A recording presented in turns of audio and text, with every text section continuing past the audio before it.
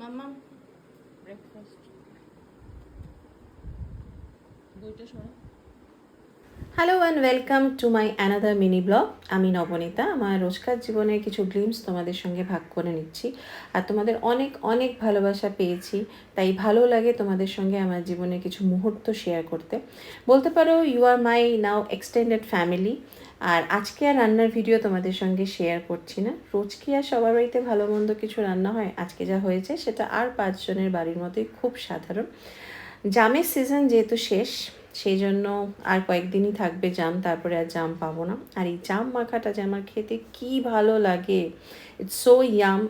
আমি জানি না তোমরা কতজন এই জাম মাখাটা খেতে পছন্দ করো, বাট আমার কিন্তু বিট নুন দিয়ে আর কাঁচা লঙ্কা দিয়ে খেতে এটাকে দারুণ লাগে। দুপুর পেরিয়ে বিকেল 1 কাপ চা খেতে খেতে মুষলধারে বৃষ্টি নামলো। অগত্যা চালে ডালে একটু বসিয়ে দিলাম, আর সবাই মিলে গল্প করতে করতে আজকের ডিনারটা কিন্তু জমে গেল।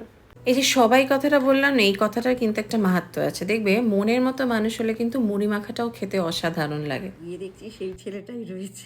আপনাকে বলেননি, আমি চিনতে পেরেছি। আমি তো ঋতুদিকেও ঋতুদি এই ধরে আগেই বললাম যে কি মেনু অনেক সময় সেটা ম্যাটারই করে না। বাইরে বৃষ্টি 10টা বাজে আর আমাদের গল্প কিন্তু তখনও জমে উঠেছে। এই ছিল আমার আজকের দিনটা। দেখা হবে খুব তাড়াতাড়ি নেক্সট ব্লগে।